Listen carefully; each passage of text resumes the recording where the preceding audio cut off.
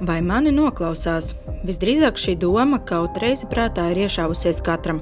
Kādam varbūt uz mirkli, citam nopietnāk, bet nejauši ielās sastaptie cilvēki lielākoties pasmej un panikā nekrīt.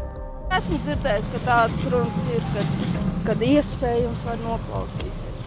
Es neesmu pārbaudījis, tāpēc nezinu. Labāk par to nedomāju.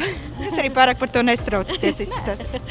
No ko slēpt? Noklausīties var, bet tā, ka es lietoju, es varu parādīt, kādu es lietoju. Es lietoju šādu, man bija daži tie viedies, ar viņiem tikai vairāk nomocījos. Un es domāju, ka šo telefonu man diez vai var noklausīties. Tas nebūs tik realistiski. Man liekas, viņi skatās internetu pārlūku, ja viņi kaut ko skatās, bet to, ka kāds klausās to mikrofonu, tam es neticu.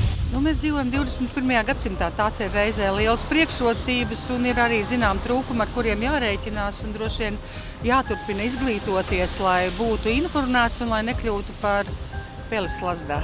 Es uzskatu tā, ka mūsu noklausīties ir diezgan viegli. It sevišķi personām, kas māk to procesu sasniegt.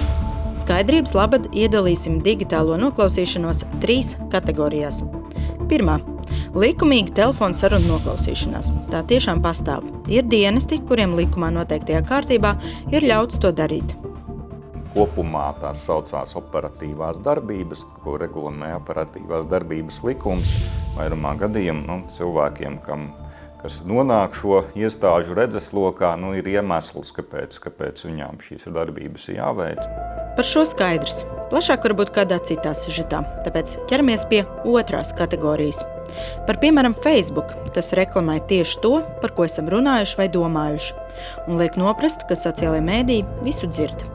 Neviens pētījums pagaidām neliecina, ka neuzlausts, nesabojāts, gatavs produkts no rūpnīcas mūs noklausās. Kā tad tā? Kāpēc tad reklāmās mēs redzam to, par ko mēs runājam ar mūsu draugiem? Pavisam vienkārši. Runa ir par sociālo grafu. Facebook uztur sociālo grafu, jeb informāciju par to, ar kādiem citiem profiliem esam saistīti, cik bieži un ar ko iedarbojies, kas tevi interesē. Šī un citu sociālo mēdīju datu apjoms ir tik milzīgs, ka paredzēt, ko vēlas redzēt lietotājs, viņiem ir pupu mizas. Iedomājieties, ka manis atnāk ciemos kaut kādi mani draugi, un viņi tagad stāsta, klau, tev ir jāiegādājas, vai arī es iegādājos jaunu matraci.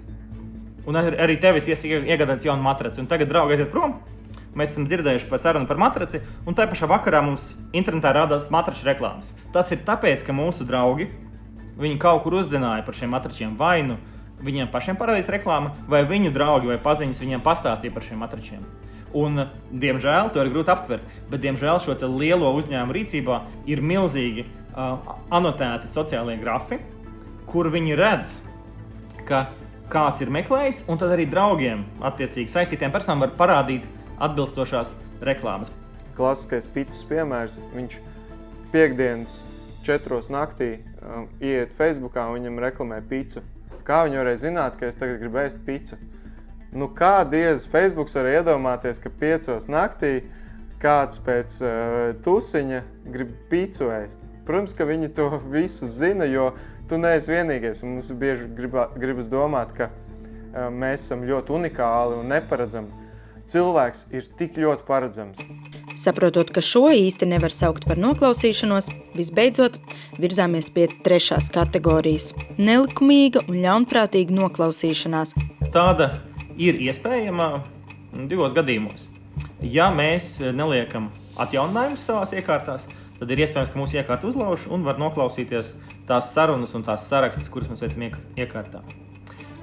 Vai arī mūsu iekārtā uzinstalē speciālu programmatūru, kas domāta, lai noklausītos. Ir dažādas specifiskas programmas ar kaut kādām papildus funkcijām, kas ir domātas, piemēram, bērnu monitoringam, kā nedrīkst attiecīgi uzlikt uz lietotāju iekārtām, kas pieder pieaugušajiem, tur ir jābūt tiešām bērnam un tavam bērnam, lai viņus aktivizētu. Protams, cilvēki mēdz to visu ignorēt. Es ieteiktu arī, ja tas ir jūsu vīrs vai sieva, nevajag dot visiem instalēt visu jūsu tālruņos. Saglabājiet savu privātumu. Šādos gadījumos, kad telefons ir fiziski pieejams un kāds tur var uzstatīt kādu noklausīšanās programmu, sevi var pasargāt, ievērojot kiberhigiēnu.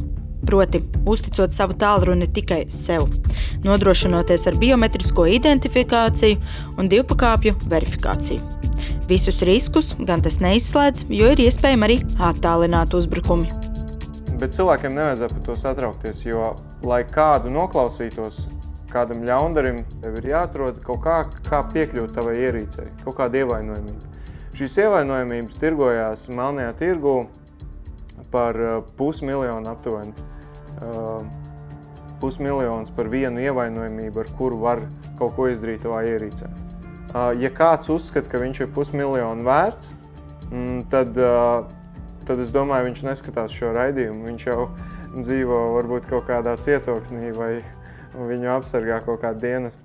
Eksperti ir viensprātis, ka absolūtais vairums cilvēku mūsu valstī nav tik interesanti, lai tērētu lielu žūksni naudas.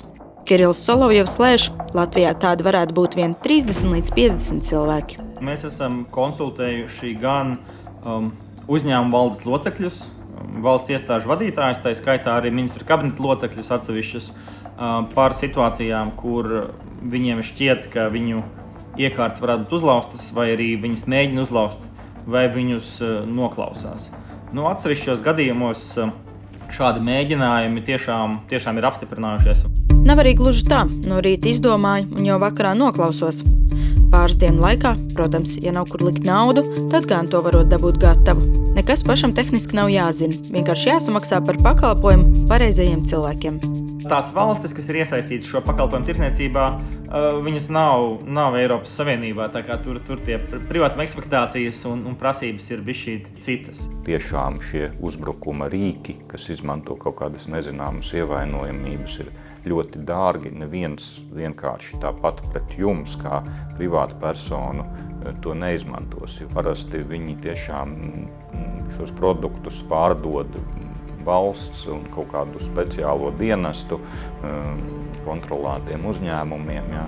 Un, viņas ir domātas tieši, lai veiktu kaut kādu izziņu pret personām, kas ir vai meklēšanā, vai kādas krimināllietas pret viņiem ir ierosinātas. Tikmēr digitālās drošības entuziasts un eksperts Elvis Strazdiņš atgādina, ka noklausīšanās iespējama ne tikai caur tālruni, bet arī citām iekārtām. Regulāri visādi drošības pētnieki rāda kaut kādas jaunas ievainojamības ierīces. Piemēram, šeit man ir datorpele, kur tik precīzus datus raida, ka pēc tā, kā viņa vibrē uz galdu, var noklausīties sarunas, kas notiek telpā. Tāpat arī šeit, piemēram, ir austiņas, kurām ir ievainojamība. Jebkurš no malas var pieslēgties pie šīm austiņām un noklausīties mikrofonā. Piemēram, ja viņas tagad būtu ieslēgtas, tad kāds varētu šo raidījumu tagad noklausīties kaut kur ārpus mūsu dzīvokļa, tāpēc es tās neslēdzu iekšā. Un vēl trakāk caur šīm austiņām pat var nozagt arī WhatsApp kontu. Bet mieru, tikai mieru. Elvis Strazdiņš tomēr precizē. Pilnīgi jebkurš to izdarīt nevar. Ir jānolgo kāds kibernoziedznieks vai ļauns hakeris, kas izmaksā dārgu naudu. Lai arī iespējamība, ka kāds pāresto cilvēku tāpat vien noklausīsies, ir ļoti zema, eksperti dažādu drošības apsvērumu dēļ iesaka lietot jaunu tehniku, jo senāk, jo nedrošāk. Kā arī nevajadzētu ignorēt programmu pieprasītos atjauninājumus, tostarp putekļu sūcējiem, televizoriem, austiņām, rūteriem un līdzīgi.